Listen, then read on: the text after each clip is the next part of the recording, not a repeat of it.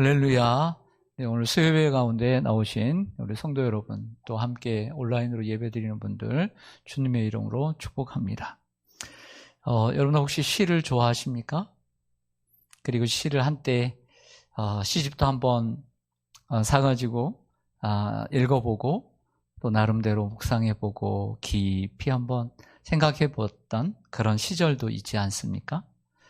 성경에도 여러 장르의 글들이 있습니다.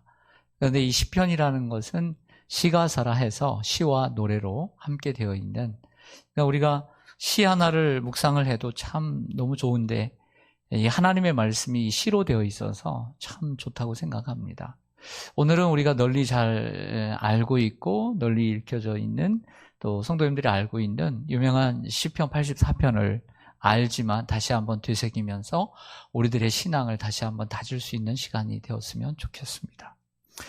먼저 지난 한 달 동안 바로 이전의 시편들을 살펴볼 때, 이전의 시편들의 저자는 아삽이라고 하는 사람이었다고 말씀을 드렸습니다. 시편은 150편으로 되어 있잖아요. 그 가운데 절반 이상이 다윗의 시편입니다. 아마 이름이 없는 표지에 이름이 없는 시편도 다윗의 시편일 가능성이 크다라고 얘기들을 하는데요. 그 다음으로 가끔 솔로몬, 모세도 하나 정도 있지만 그래도 넘버 2, 넘버 3를 달리는 아주 소중한 시편의 기자들이 있답니다. 그게 바로 넘버 2가 누구냐면 아삽이라고 하는 사람이었어요.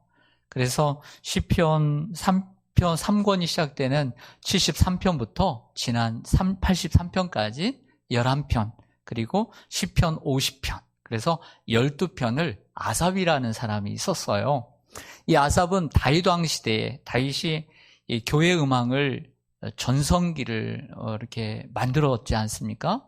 뭐 성가대만 해도 수천 명씩 이렇게 만들고, 그럴 때 음악을 지도하는 지도자 중에 한 사람이 아삽이었어요. 아주 뛰어난 천재 음악가라고 할 수가 있죠.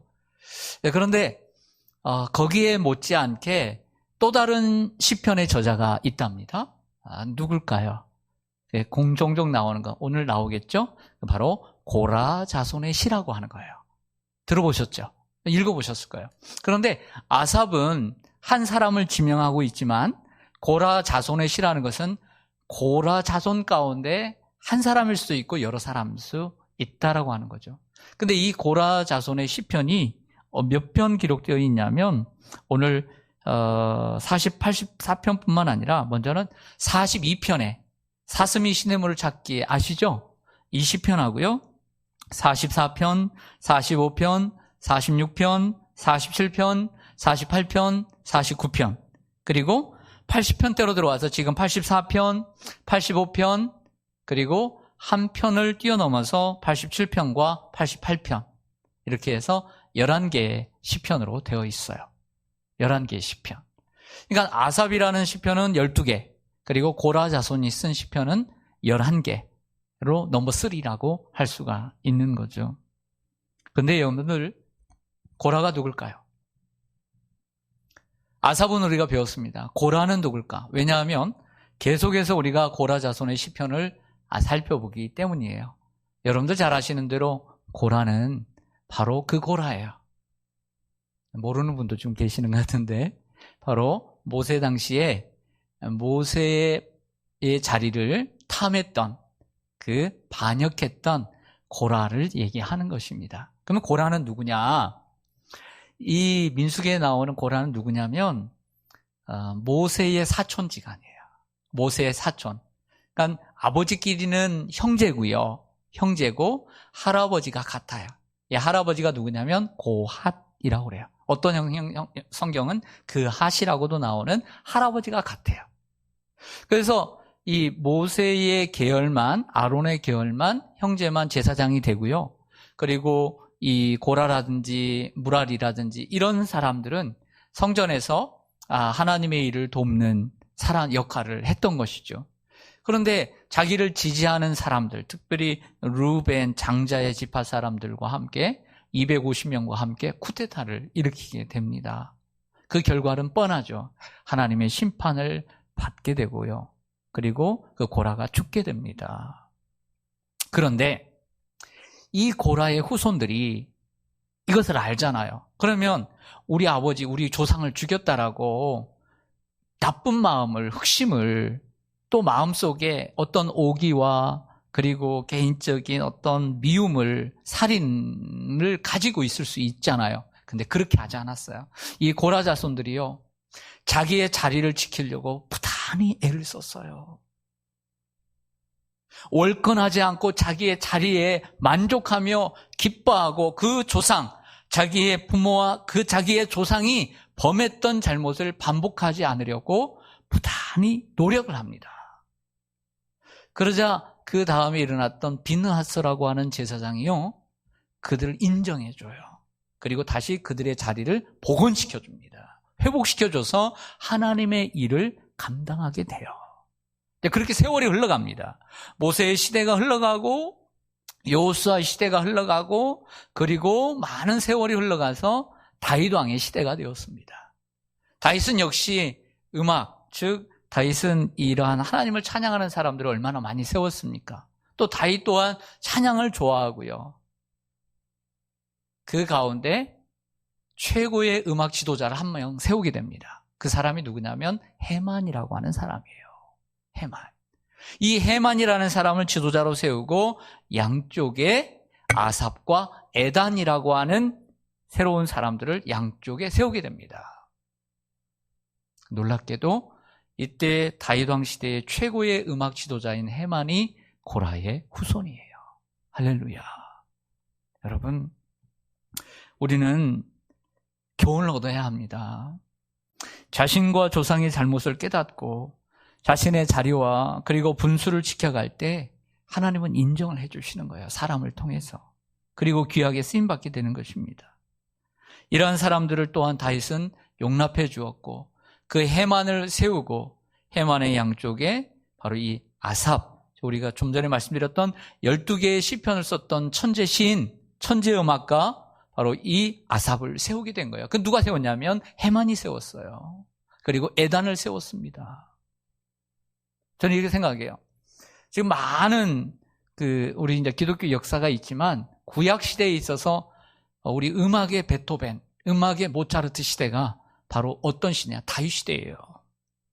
그리고 우리가 지금 찬송가에 있는 이 500여 편, 600여 편, 이번에 개정이 되면서 한국 찬송가가 한 5, 60편 들어가서 옛날 외국 찬송가가 많이 뺐지만 이 외국 찬송가의 최고의 또 그리고 제일 많이 기록된 시대는 17세기, 18세기예요. 찬송가 작사, 작곡을 보십시오. 그러니까 음악이라는 것이 항상 모든 시대에 뛰어난 건 아니에요. 은혜로운 시기가 있다라는 거죠.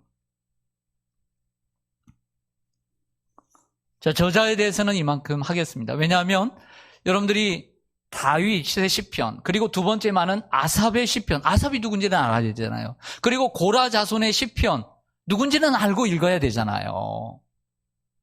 12편, 11편씩 있으니까. 그래서 다음에 아삽이 누구였더라? 그럼 다시 한번 또 쳐다보는 거예요. 고라 자손이 누구였더라? 또 쳐다보는 거예요. 또 오늘 제가 말씀드린 것을 생각해 보면 더 좋으리라고 생각합니다. 먼저 이 시편 84편의 구조를 말씀드릴게요. 여러분 성경을 한번 보세요. 성경을 보세요. 성경. 네. 중간에 4절을 마치고 가로로 뭐라고 써 있어요? 셀라. 그래서 8절에 또 중간에 뭐라고 써 있어요? 셀라. 저 이렇게 구분을 할게요. 세 구분을 할게요.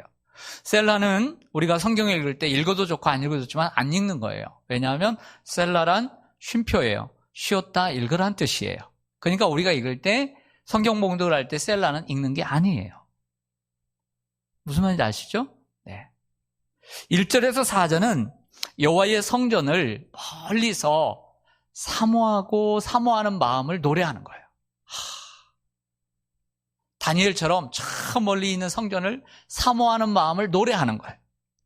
그리고 중간인 5절부터 8절은요, 그 사모했던 성전을 기쁘게 올라가는 거예요. 세 번째, 9절부터 12절은 올라왔지요? 올라와서 성전에서 지냈던 하루를, 소회를 돌아보면서 소회를 이야기하면서 그 기쁨을 노래하는 거예요. 쉽죠? 사모했습니다. 올라갑니다. 올라가서 성전의 그 아름다움을 고백하는 것입니다. 자, 하나씩 이제 말씀을 전해 가겠습니다. 여러분 저를 보세요. 과거에는 교회가 다른 건물보다 아름다웠고 웅장했습니다. 아마 과거에 솔로몬의 성전이 세워진 후에는 아마 솔로몬의 성전이 가장 평당 제일 비쌌다고 하니까 가장 아름다웠겠지만 솔로몬 이전에 텐트로 쳐있던 성막은 이 세 겹으로 쳐있는 성막의 제일 많이 회막의 뚜껑은 새까만 거였어요. 그러니까 겉에 봐서도 그냥 별 볼 일 없는 성막이었던 거죠. 제가 어릴 때만 해도요, 좋은 집들이 많지 않았어요. 교회가 최고였어요. 놀이터도 없었고요, 탁구장도 교회에 있었어요. 그래서 교회 가서 놀았어요. 하지만 현재는 곳곳에 괜찮은 교회들이 저 강남에도 곳곳에 있다라고 하지만 평균적으로 보면 교회는 이 세상에 이 교회보다, 우리 교회보다 또 우리 많은 교회들보다 훨씬 아름답고 화려하고 웅장한 건물들은 셌어요. 맞아요, 안 맞아요? 안 그래요? 교회가 아무리 꾸민들, 여러분들 영등포 나가보세요. 저 강남에 나가보세요. 목동에 나가보세요. 교회가 어디 화려하다고 말할 수 있나요? 그렇지 못해요. 그런데 다윗왕 시대의 것이라고 한다면 성전도 없이 성막의 시절일 텐데 그렇게 아름답지 않았을 거예요. 짐승 잡는 냄새만 우시장처럼 났을 거예요. 그런데 시인은 주의 성전을 마치 애인에게 고백하듯 주의 장막을 사랑한다라고 고백하고 시작해요. 오늘 1절을 보실까요? 같이 한번 1절 읽어보죠. 시작. 만군의 여호와여, 주의 장막이 어찌 그리 사랑스러운지요. 그렇잖아요. 주의 장막이 어찌 그리 마치 애인에게 고백하듯 말하듯 사랑을 고백하고 있지 않아요? 1절에 주의 장막이라는 것은 주님이 사시는 곳을 얘기해요. 주님이 사시는 곳. 장막이라는 것은 거처예요. 우리가 그렇게 하잖아요. 이사신방 가서 하나님 주의 장막을 이 주의 종에게, 주의 성도에게 장막을 주셔서 감사합니다. 그래 안 그래요? 거처를 주셔서, 보금자리를 주셔서, 새 집을 주셔서 사는 곳이에요. 그러면 주님이 사는 곳이 어디예요?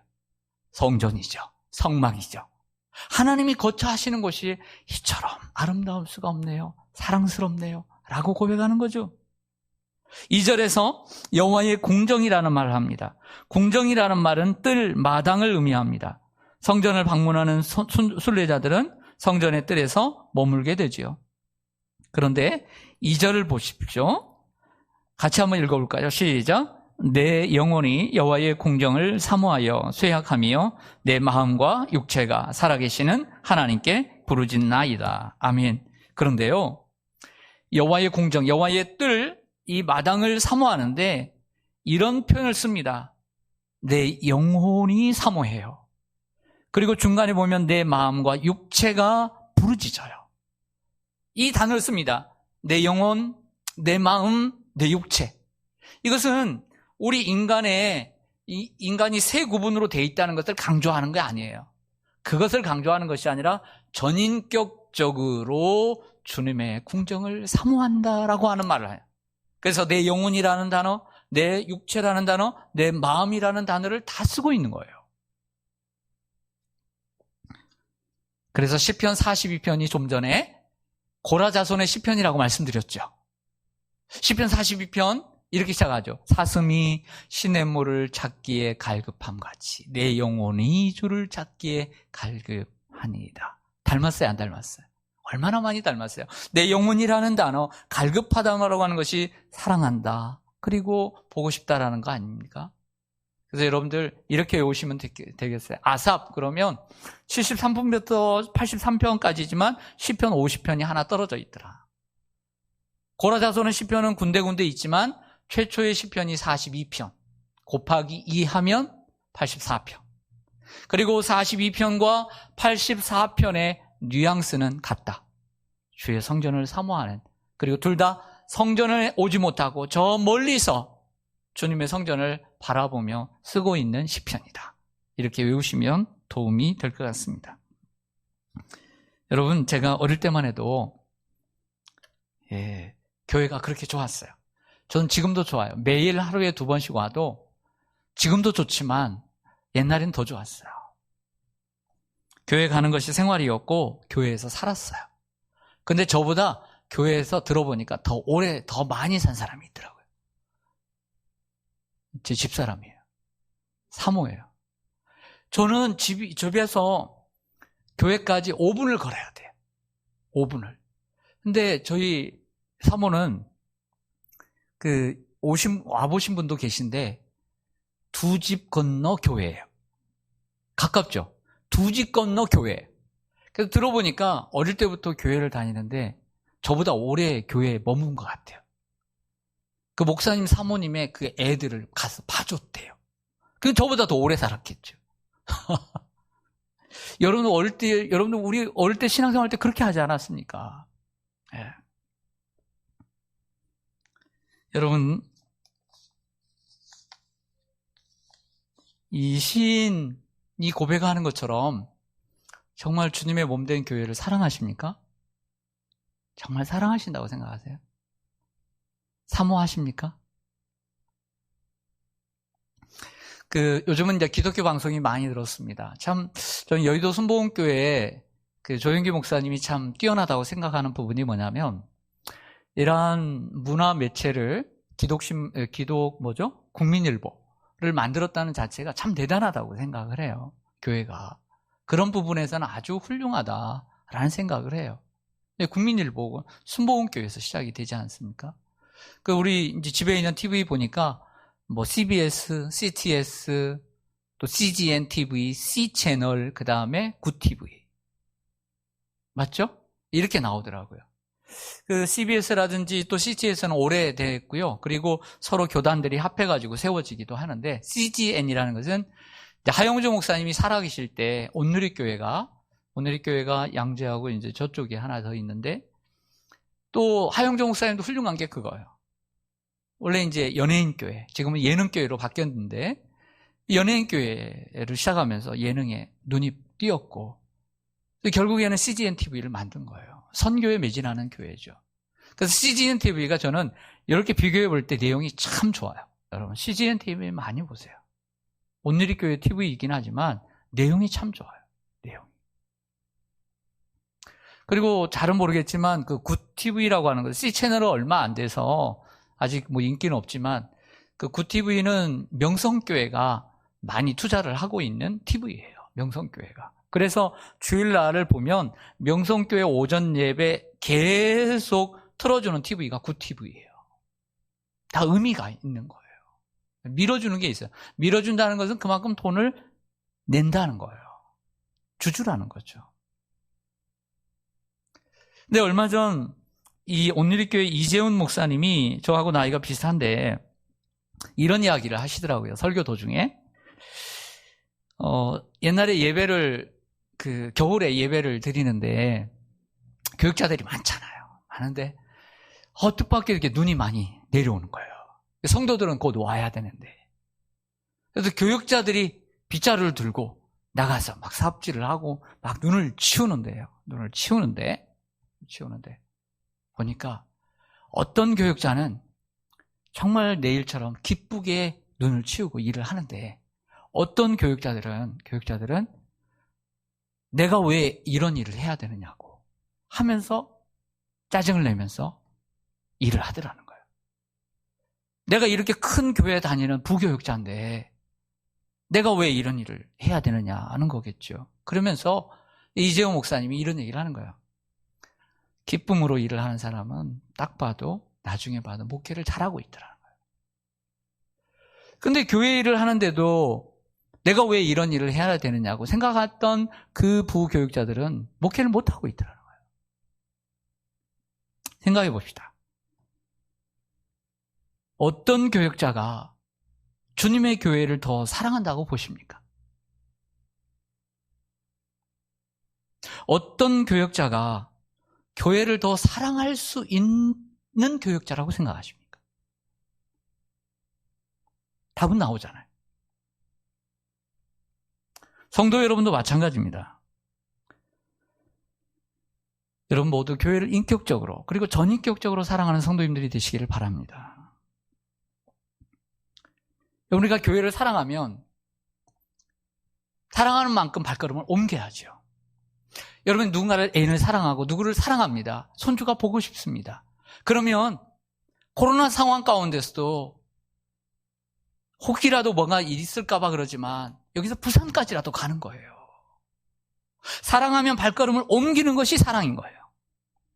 마음만 있는 것이 사랑이 아니라 발걸음을 옮겨야 사랑인 거죠. 오늘 두 번째 단으로 넘어가 보면 사모하는 마음만 있는 것이 아니라 그 사모하는 마음이 행동으로 성전에 올라가는 노래를 하고 있어요. 성도가 교회를 가는 길을 가리켜 이 시인은 시온의 대로라고 얘기를 해요. 여러분 오늘 어떻게 시온의 대로가 좀 잘 열렸습니까? 오시기 전에 직장 생활하고 오시기 전에 가족들 뒷바라지를 다 해놓고 식사 준비해놓고 힘들었다. 좀 쉬어야 되나? 그런 잠깐의 생각이 들 수 있습니다. 하지만 우리가 주님의 전에 오르고자 하는 이러한 큰 마음을 막을 수는 없는 거죠. 우리의 큰 포크레인 같은 이러한 불도저 같은 마음을 그 삽질 하나로 막을 수는 없는 거예요. 할렐루야. 그 5절 보겠습니다. 5절 같이 읽어보죠. 시작. 주께 힘을 얻고 그 마음에 시온의 대로가 있는 자는 복이 있나이다. 아멘. 주님 앞에 나가는 길이 시온의 대로인 것이죠. 여러분, 주님의 교회에 가고 싶은 마음이 넘치는 사람이 이처럼 복이 있는 줄로 믿습니다. 성경은 주님의 전에 가고 싶은 이러한 시온의 대로가 열린 사람이 복이 있다 그랬어요. 그래서 우리는 교회만 가도 이게 복이 있는 거예요. 여러분은 교회를 가고 싶은 마음이 많아지기를 간절히 소망합니다. 코로나 상황 가운데서도 가고 싶은 마음이 넘칩니까? 당연히 넘치죠. 그러면 오늘 집안에 있어야 합니까? 나와야 되죠. 50명까지 예배드릴 수 있는데 좌석이 너무 많이 비었는데 우리가 시장을 못 갑니까? 직장을 못 갑니까? 정말 우리가 주님을 사랑한다면 나와서 예배를 드려야죠. 점점 무섭게 생각합니다. 요즘 마음은 그렇지 참 몸은 편합니다. 옛날에는 끊어서 잤어요. 저는 12시 넘어서 자거든요. 몇 번씩 깨고 알람을 맞춰도 게다가 새벽기도 왔다가 또 잠깐 자고 가니까 이 간덩어리가 이게 부어가지고 간이 아파요. 네. 목회자들이 그래요.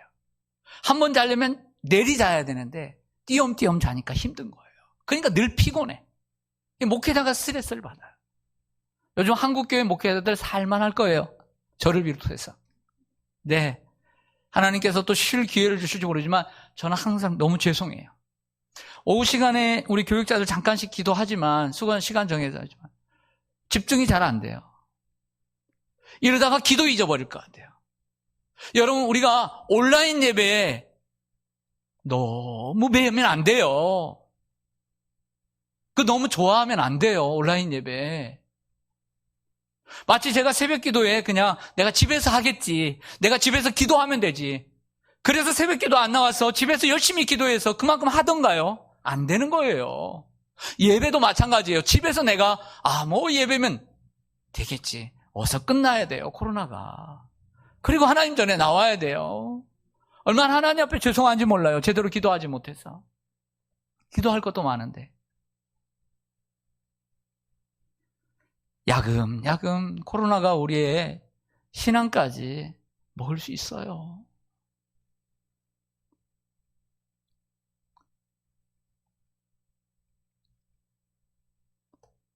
여러분, 우리는 시편 122편 1절 한번 찾아볼까요? 시편 122편 1절.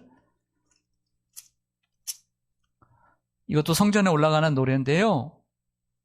시편 122편 1절 시작. 사람이 내게 말하기를 여호와의 집에 올라가자 할 때에 내가 기뻐하였도다. 아멘. 우리에게도 이러한 기쁨이 넘치기를 간절히 소망합니다. 여호와의 집에 올라갈 때에 내가 마음이 기뻐하였도다. 네.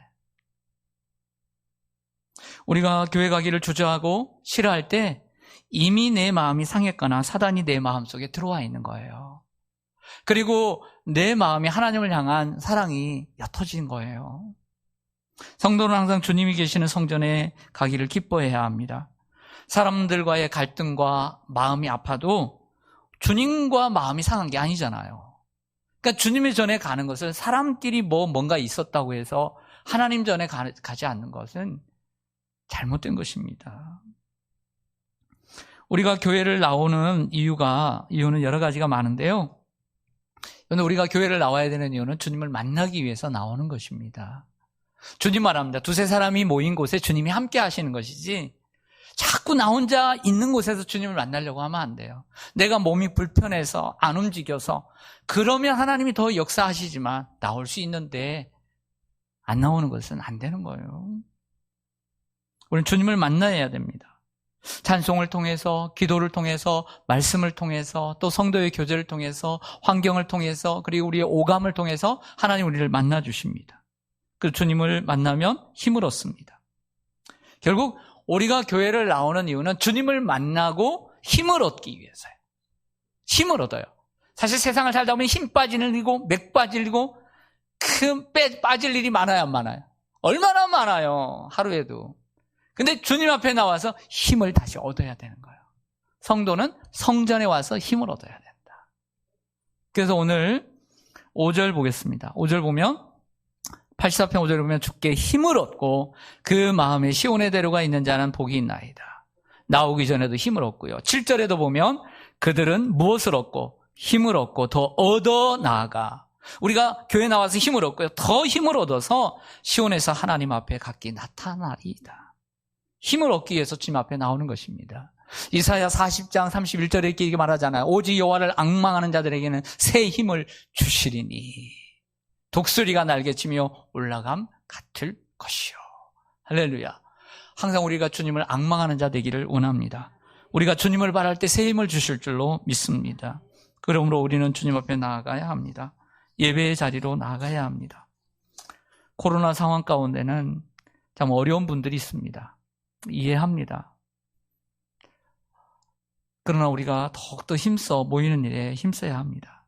또 우리가 주님의 전에 나와야 되는 이유는 오늘 말씀을 보면 치유와 회복을 위해서예요. 6절을 한번 보실까요? 6절 한번 같이 읽겠습니다. 시작. 그들이 눈물 골짜기로 지나갈 때에 그곳에 많은 샘이 있을 것이며 이른 비가 복을 채워 주나이다. 아멘. 여러분, 눈물 골짜기가 무엇입니까? 우리가 인생을 살다 보면 눈물의 골짜기를 만날 때가 있어요. 눈물의 골짜기 만나면 안 되겠지만 만날 수밖에 없어요. 인생이라는 게 내가 평탄하게 살고 싶다 하지만 항상 평탄하게 살 수 없는 게 우리의 인생이에요. 나는 늘 행복하게 살고 싶고 웃고 살고 싶지만 삶이 나를 그대로 놔두질 않아요. 그리고 그렇게 사는 것도 하지만 행복하게 사는 것, 아무 일 없이 무탈하게 사는 것도 재미없어요. 그렇게 살고 싶죠? 네. 건강만 해보세요. 건강이 복인 줄 몰라요. 오늘처럼 날씨가 가을 하늘처럼 맑고 선선하고 이제 선풍기도 필요 없고 참 좋은 때다. 이런 날만 있으면 좋겠다. 이런 날만 있다고 하면 여러분들은 그 날에 대한 감사를 몰라요. 사람이 배고파 봐야 배부른 걸 감사할 줄 아는 거예요. 항상 먹을 게 넘치고 항상 맛있다 입맛이 있고 그러면 감사할지 모르는 거예요. 배고파 봐야. 사람이 항상 건강하면 감사할 줄 몰라요. 왜냐하면 아파보지 못해서. 병들어보지 못해서 감사한 걸 모르는 거예요. 그래서 항상 좋은 것이 좋은 것은 아닌 거예요.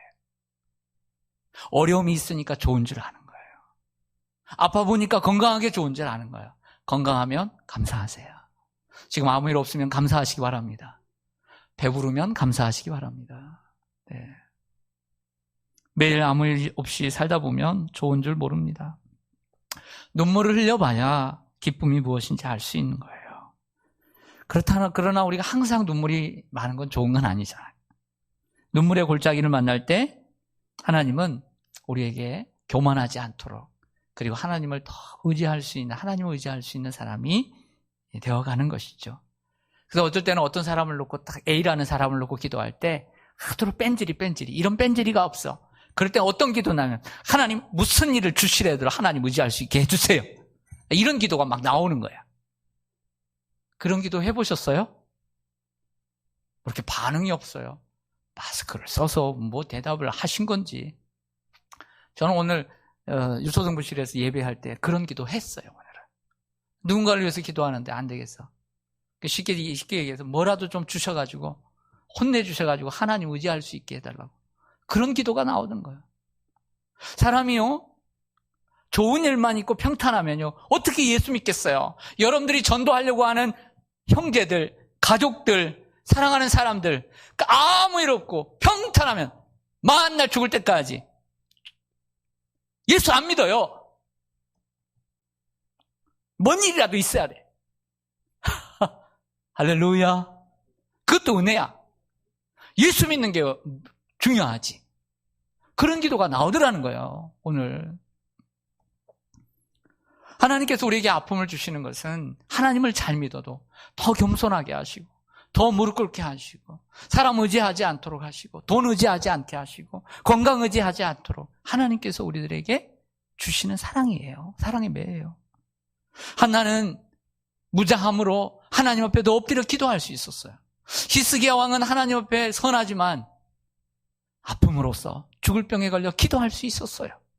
다윗은 사람의 문제로 사울왕, 그것도 장인어른이 자기를 죽이겠다라고 저렇게 몰아내므로 사람과의 갈등 속에서 하나님을 의지할 수 있게 된 거죠. 솔로몬은 왕이 올라서 그 막중한 임무를 놓고 하나님 앞에 엎드려 기도할 수 있었던 거예요. 그래서 다윗은 이렇게 노래합니다. 시편 23편 4절에 내가 사망의 음침한 골짜기로 다닐지라도 해를 두려워하지 않을 것은 주께서 나와 함께 하심이라. 주의 지팡이와 막대기가 나를 안위하시나이다. 아멘. 우리가 삶에 어려움이 있을 때마다 주님 앞에 나아가면 삶의 문제가 치유되고 회복될 줄로 믿습니다. 하나님 앞에 주님의 전에 나가는 이유는 우리의 삶의 문제를 맡기기 위해서, 치유하고 회복하기 위해서 나가는 줄로 믿습니다. 그리고 우리는 하나님의 전에 나가서 기도하기 위해 나가는 거예요. 8절과 9절을 보겠습니다. 8절과 9절을 보면 만군의 하나님 여호와여 내 기도를 들으소서. 무엇을 들으소서? 기도를 들으소서. 야곱의 하나님이여 귀를 기울이소서. 우리 방패이신 하나님이여 주께서 기름 부으신 자의 얼굴을 살펴보옵소서. 누군가를 위해서 기도하고 있잖아요. 예수님께서 이사야서의 말씀을 인용해서 이렇게 얘기합니다. 내 집은 만민이 기도하는 집이라. 어찌하여 너희들이 강도의 구려를 만들었느냐 라고 하셨습니다. 하나님의 교회는 기도하기 위해 가는 곳입니다. 그리고 교회는 감사하기 위해서 가는 곳입니다. 하나님 앞에 찬송하기 위해서 가는 곳입니다. 사람들이 모이는 곳을 보면 왜 갈까요? 자기의 나름대로 유익이 있고 자기에게 가치가 있다라고 생각하기 때문에 사람들이 자꾸 모이는 곳에 모이는 거예요. 몰리는 거죠. 그런데 오늘 시인은 주님의 성전의 가치를 아름다운 시 한 구절로 표현을 해요. 네, 우리 다 같이 그 유명한 시편 84편 10절을 같이 읽겠습니다. 시작. 주의 공정에서의 한 날이 다른 곳에서의 첫날보다 나은즉 악인의 장막에 사는 것보다 내 하나님의 성전 문지기로 있는 것이 좋사오니. 아멘. 시인은 불과 성전에 하루 있었지만 이 세상에서의 첫날을 지낸 것보다 더 큰 가치가 있다라고 고백을 합니다. 세상에서의 기쁨과 성전의 기쁨을 1000대1로 비교하고 있는 거죠. 우리가 너무나 잘 아는 거죠. 주의 공정에서의 한 날이 다른 곳에서의 첫날보다 낫다라고 얘기를 합니다. 아쉬운 점은 점점 이렇게 고백하는 성도들이 줄어들고 있다는 거예요. 더 아쉬운 것은 많은 성도들이 이러한 기쁨을 잃어가고 있다는 거예요. 더 아쉬운 것은 그 사람들 중에 우리가 있다는 거예요. 이런 고백을 솔직히 이 시편의 기자의 마음처럼 고백할 수 있는 사람이 찾아보기 힘들다는 거예요. 그게 아픔이에요. 우리가 이 시대를 보자고요.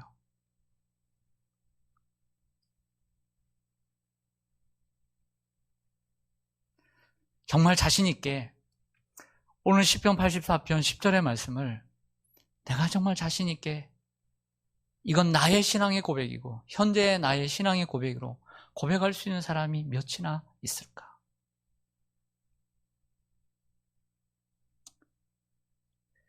우리는 이러한 현상을 마음 아파해야 돼요. 이러한 현상을 가슴 아파해야 돼요. 그리고 슬퍼해야 돼요. 그리고 아파해야 돼요.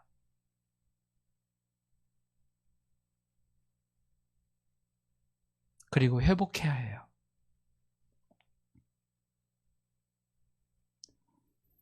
제가 좋은 소식을 들었어요. 어떤 소식을 들었냐면 지난주 수목금에 여기 이제 영상 여기서는 뭐 별 차이가 없겠지만 집에서는 참 차이가 큽니다. 영상 공사를 했잖아요. 거기에 이제 대표가 이렇게 잠깐 와가지고 잔금을 치르는데 잠깐 만났어요. 이제 재정장로님하고 잔금을 치르는데 저는 잠깐 인사만 했는데 칭찬하더라고요. 다른 교회 같은 경우에는 교역자들이 방송팀을 맡아서 이렇게 하는 경우가 많대요. 그런데 우리 교회는 보니까 집사님부터 청년까지 방송팀원들이 평신도들이 열심히 방송팀을 섬기는 모습을 보면서 너무너무 감동을 받았다는 거예요. 그리고 그도 그럴 것이 끝나는 금요일부터 저녁도 그리고 토요일도 하루 종일 저녁까지 그 익히고 또 준비하고 그러려고 그 여러 명의 평신도 그 사역자들이 교회에서 그렇게 헌신을 다하는 모습을 보면서 저에게 칭찬하더라고요. 다 직장에 일이 있고 또 학교에 또 알바하느라고 바쁜 우리 청년들도 있고 집사님도 계시지만 주님의 교회에서 봉사하는 것을 그 무엇보다 최고의 가치로 알고 있는 모습을 보면서 얼마나 참 감사한지 모르겠습니다. 자, 우리가 하나님의 전에서 누리는 축복 간단하게 생각하고 마치겠습니다. 11절에 보면요. 여호와 하나님은 해요 방패시라 했습니다. 먼저는 하나님은 저 하늘의 해입니다. 해가 없으면 어떻게 될까요? 생명이 없는 거예요. 어둠밖에 없는 거죠. 모든 식물은 광합성 작용을 해야 합니다. 해가 있어야 우리도 살 수 있는 거죠. 하나님은 우리의 생명의 근원이신 거예요. 하나님 우리에게 생명을 주시고 은혜를 주시고 복을 주시는 거죠. 그래 하나님은 우리의 방패이십니다. 여러분 삶을 살다 보면 나는 선하게 법도 없이 살 분들 많아요. 여러분들 중에. 그런데요 삶이요 그렇게 두지 않아요. 조두순인가? 나온다고 하니까 오늘 그렇게 나오더라고요. 그 피해자가 안산에 못 살고 이사 가기로 결정했대요. 그리고 그 지역에 있는 사람들 뭐 여성 안전지대라고 만들었대요. 아무리 그래도 그렇죠. 여러분들이 아무리 착하게 살아도요. 착하게 살지 않도록 놔두지 않는 것이 세상이에요. 별의별 사람이 다 있어요.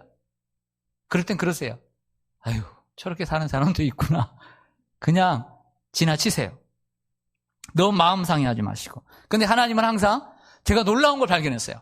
신명기의 말씀을 보니까 이제 40년을 다 살고 난 다음에 40년을 돌아보는 가운데 처음 1장에서 하나님께서 뭐라고 말씀하시냐면 1장 3절에 나는 너희보다 먼저 가는 하나님이니 너희를 위하여 싸울 것이며 이렇게 말씀을 하거든요.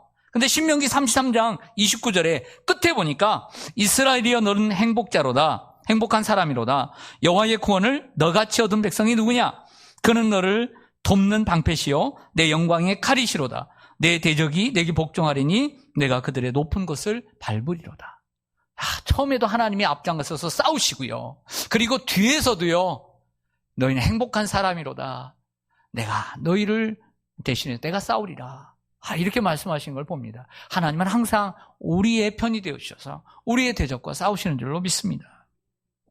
하나님은 또한 은혜와 영화를 주신 분이기 때문입니다. 성전에서 은혜와 영화를 주신 분, 하나님 우리에게 은혜를 베푸시는 분입니다. 즉 우리가 아무 자격도 없는데, 아무 자격 받을 자격이 없는데 하나님께서 우리에게 은혜를 주시죠. 그리고 아름다운 영화를 주시고 영광에 이르게 하십니다. 그리고 11절 하반절에 보면 정직하게 행하는 자에게 좋은 것을 아끼지 아니하신다. 여기서 정직하게 행한다는 것은 윤리적이고 모범 도덕적인 것을 얘기하지만 우리가 일반적으로 생각하는 그 정직한 건 아니에요. 이 하나님의 말씀에 순종하며 살아가는 사람을 가리키는 것이죠. 하나님의 말씀에 순종하고 하나님을 마음을 다해서 사랑하고 그리고 하나님을 기쁘시게 해드리는 사람을 얘기하는 거예요. 그리고 끝으로 12절 같이 한번 읽고 마치겠습니다. 시작. 만군의 여호와여 주께 의지하는 자는 복이 있나이다. 아멘. 여러분, 우리가 열심히 주의를 하겠다, 열심히 교회를 다니겠다 마음 먹지만 때때로는 내 마음대로 안 될 때가 있어요. 그러나 우리가 잊지 말아야 될 것, 아무리 그래도 어떤 일이 있어도, 아무리 어려운 일이 사방으로 우겨쌈을 당해도 주님을 의지해야 하는 거예요.